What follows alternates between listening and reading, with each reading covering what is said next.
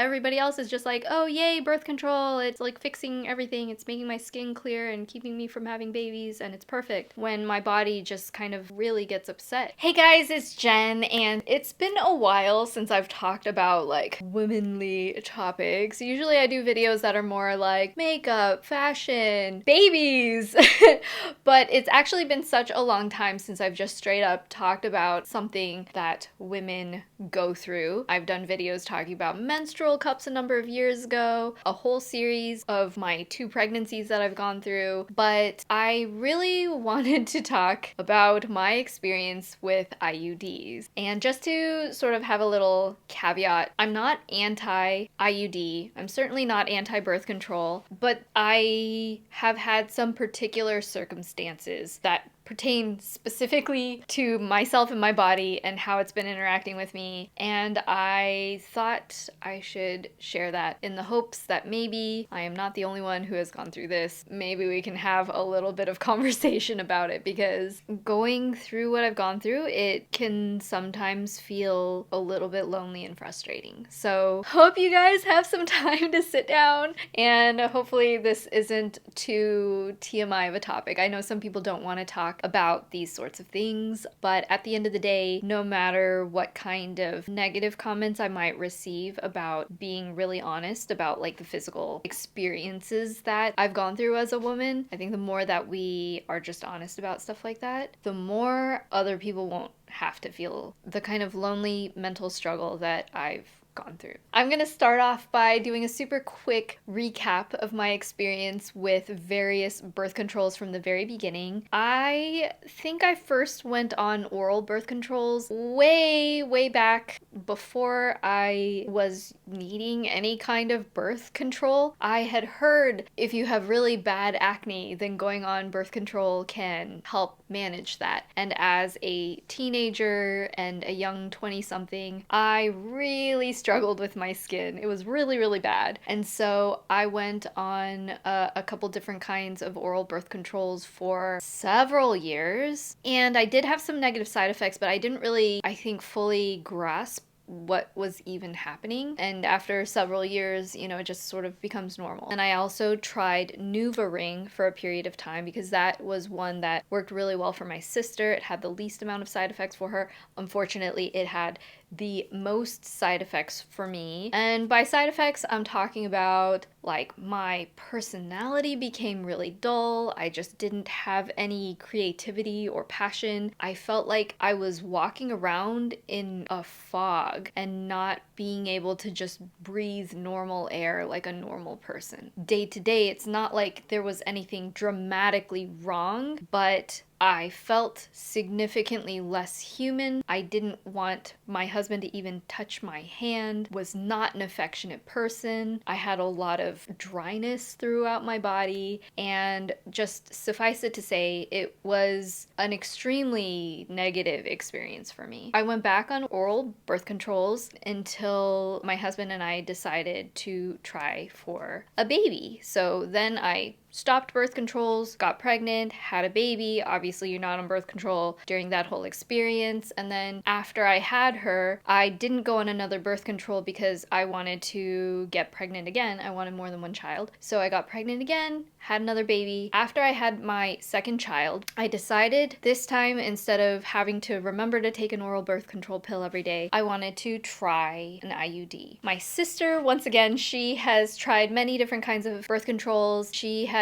been using an IUD, had a very good experience with it. She said it was great. You don't have to think about it. You don't feel anything. It's just, it can be painful when you put it in, she said. And I was told by my OBGYN when I gave birth that I could actually choose to have the IUD inserted at the same time. So it's not a painful procedure because they're already down there doing all the things and they could just put it up there and it should all be good. So I thought. I'm gonna stop there and say, if you don't know anything about what IUDs are, it's a form of birth control that's like a little T-shaped plastic device with some strings hanging down. There are two different kinds. There is the hormonal kind.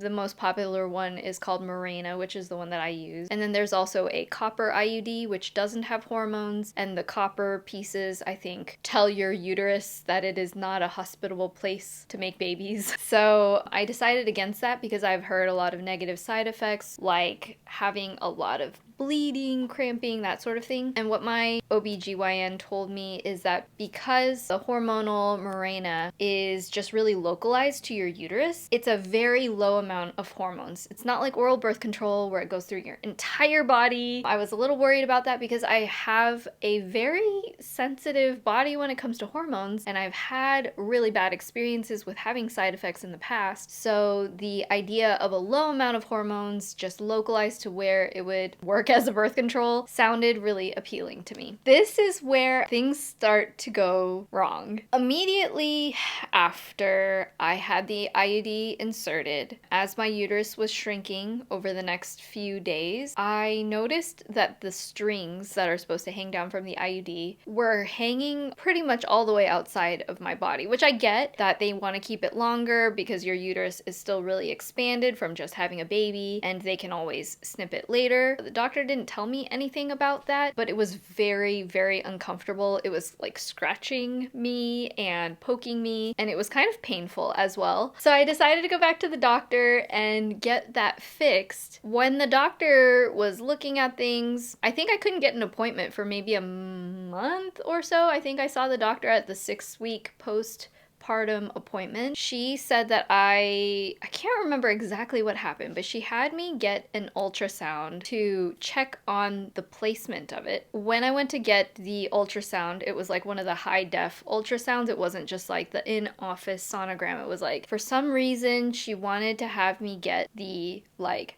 big bad ultrasound at radiology. As the technician was like scanning my uterus, she had a concerned look on her face and she stopped and she said she's going to go talk to another technician and show them something for a second opinion. And I'm like, all right, because I'm laying there on the bed, right? And like my lower half is very exposed and covered in this goop, and she's like doing her thing, scanning things, and then she looks concerned. And I'm like, that doesn't make me feel good about myself. I mean, I just gave birth a month and a half ago. My body's going through a lot of changes. I'm having an IUD for the first time. And then the first time I have somebody look at it really close and scanning it, she's like, I'm gonna have to leave you here for a minute and go talk to somebody and come back. The thing is, she's not allowed to tell me anything either. So it's kind of frustrating as the patient here. She goes, grabs another technician, they both look at it, and then they both kind of have that same reaction. Like, I know something's wrong. Because I was like, is everything okay? But they just say that they're gonna have the doctor look at it and they'll get in contact with me. And I'm like,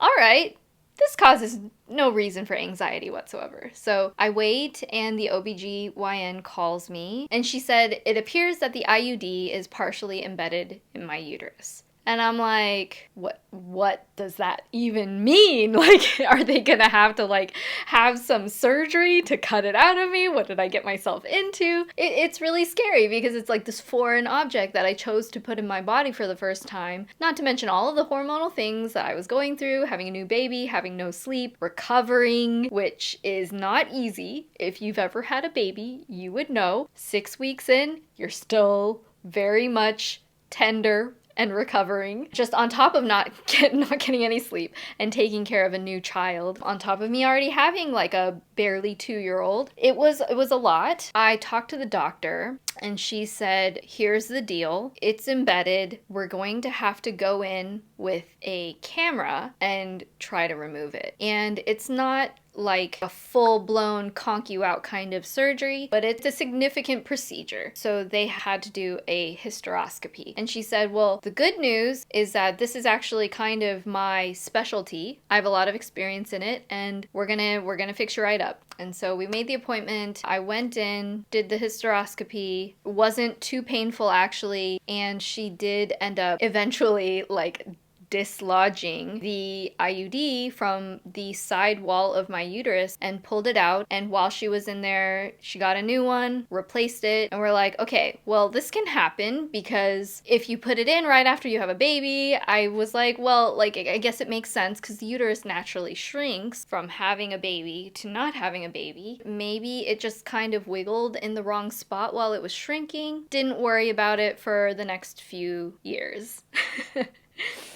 The Mirena was really eye-opening for me. It was like the best experience on a birth control I've ever personally had. I had very minimal side effects. I didn't have like huge like mood swings or body fluctuations. I pretty much didn't have a period for about 3 years. For the most part, I felt very much more like myself. I felt like I could be creative again. I felt like I wasn't like super strongly affected by it. It felt like it really suited me. And I was thrilled because I didn't have to remember to take anything. I couldn't feel anything. It just sort of existed in my body. You can keep it in for like 6 years and it's not a problem. It'll work really well if you don't want to have extra babies. And then a couple months after my regular wellness checkup, I started having more bleeding for my monthly periods. Like it was like, you know, like creeping on having a really normal full-on period.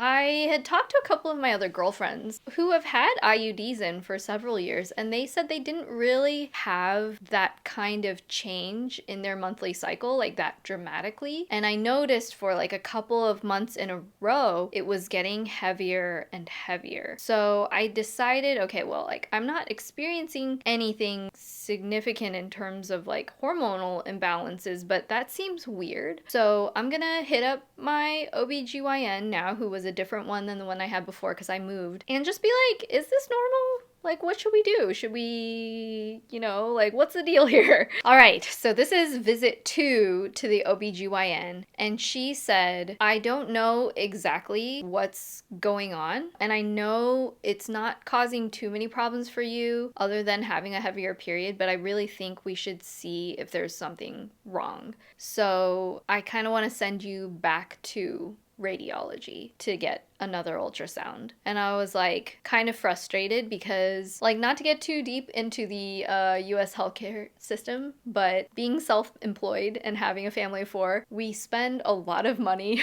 on insurance and have very, very poor coverage. Any trips to go to radiology for an ultrasound would have to be paid out of pocket completely. Like, it's not covered. So it's just, I knew it would be like, I don't know, hundreds of dollars, $1,000 just to see. But the thing is, she basically said that she couldn't move forward with doing any kind of different in-depth procedures without knowing what was going on down there. So she really emphasized that it's up to me to make that choice, but she really thinks that I should go there again. So finally, after a lot of calls to my insurance and deciding that my health is worth more than worrying about the money, I went back to radiology, had another ultrasound. They said, I think it looks like it's not in the right place. And I was like, cool, yay, this is exactly what I had hoped for. But the doctor said that she got a second opinion from someone else as well, and they think that it might be okay where it is, but it might not be. And I was like, wow, all of that work, and I kind of didn't really have any options. So she said, I think that we should just try to take it out. I know we can't see the strings, they're not hanging down there, so your body probably sucked them up, but I can go in there and I can do a few different things to try to open things up and pull it out without doing a full-on hysteroscopy again, because I know you've already been through that before. It's not the most pleasant experience. So let's try to get it out. So after a couple more months, because between all of these appointments, it takes a long time to actually schedule things, I go in for the procedure. She really tried her hardest to give me different gels to like relax things and help things slide, and she went in there and tried to like take her tools and do all sorts of things up inside of me. And after a good hour or so of really trying all of the tricks she had, she said, I'm really sorry, but I can't find it. So we're going to have to do a hysteroscopy. You're gonna have to come back and we're going to have to do a full-on camera up there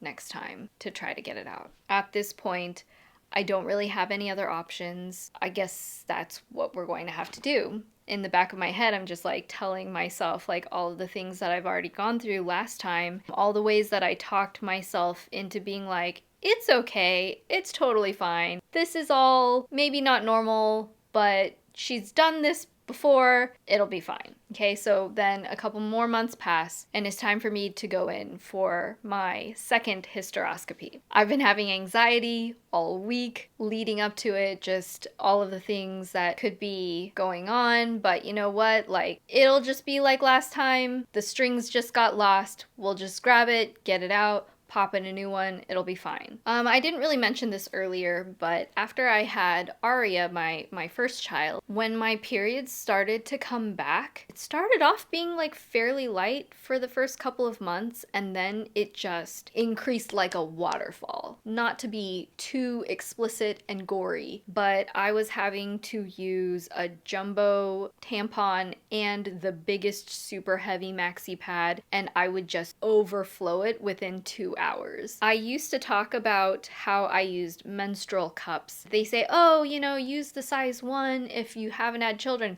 Use size 2 if you have had children. So I bought the size 2 after I had children, knowing that, you know, things have expanded, things change in shapes and quantity inside your body, I don't know, after you have kids, and so they have a larger size cup. I would be able to previously use one small cup and keep it in for literally 12 hours all day and just dump it out when it was done. After 12 hours, replace it, and that got me through my whole period, you know, just cycling it every 12 hours. After my periods started coming back and they were really heavy, I tried using a menstrual cup again. Within 2 hours, I was overflowing the larger sized menstrual cup that I did not even fill the size smaller in 12 hours. It was literally overflowing it, and I was wearing a pad on top of that, and I was still leaking through my clothes. And it became really a difficult challenge just to kind of even function at that point. I didn't want to leave the house because my periods became such a burden and my cramping was so intense. I was basically becoming anemic every single time I had my period because I was losing such a large percentage of blood. It became kind of a liability. I didn't know when I was going to leak all over my clothes. I didn't know if I could stay out of the house for such a long time and not have really close access to a bathroom in case an accident happened. I was kind of terrified for that kind of heavy period to happen again after I had my second child, because I don't know, things just changed completely biologically for me after I had my first baby. And so that was another reason why I really wanted to just like jump right away on getting on a birth control after I had Ezra, so I wouldn't have to experience that again. It was really a difficult time, but with Aria, I only had a period for maybe 6, 7, 8 months before I got pregnant again because I was breastfeeding for such a long time, and then I got pregnant maybe 14 months or so after I had her. So it's just not a lot of time for your body to fully adjust. It wasn't a long enough time for me to take it super seriously when all of my time and energy was spent toward taking care of a new baby. And I don't know, maybe some of you guys relate with that, of like putting your own physical ailments on the back burner when you're a new mother. But yeah, definitely that was me. So, okay, so because I started getting some heavier periods again while I was on the IUD, I went and saw the OBGYN again, had my normal checkup, mentioned the period thing, and she was just like, we'll keep an eye on it.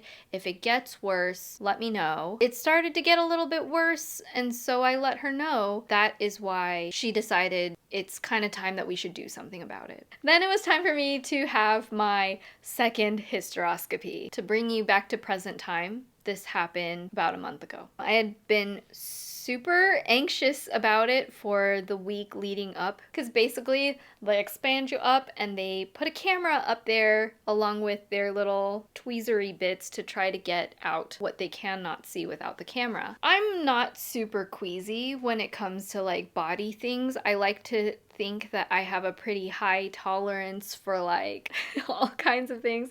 I mean, like I said, I've gone through 2 deliveries, and I've also seen other deliveries. I've seen my sister give birth, and then just having children, you see a lot of bodily things. But I still sort of had an anxiety about what might happen, but I was just really hopeful that it would be, you know, going in there, they'll be able to see it, pull it out, replace it with a new one, and then I don't have to think about it for another 6 years. So that first half happened. They go in there. It's uncomfortable, right? But they're trying their best. I think it was like the doctor and like 1 or 2 nurses. They put the numbing shots and stuff, and you know, it's like a whole thing. The camera starts going up there, and I'm looking at the little screen, and she's like, there it is. So then we could see the actual IUD. And then she kind of gets quiet a little bit, and she's like looking at it. And I'm thinking to myself, there's something wrong. And I said, is everything okay? And she said, well, it looks to be embedded.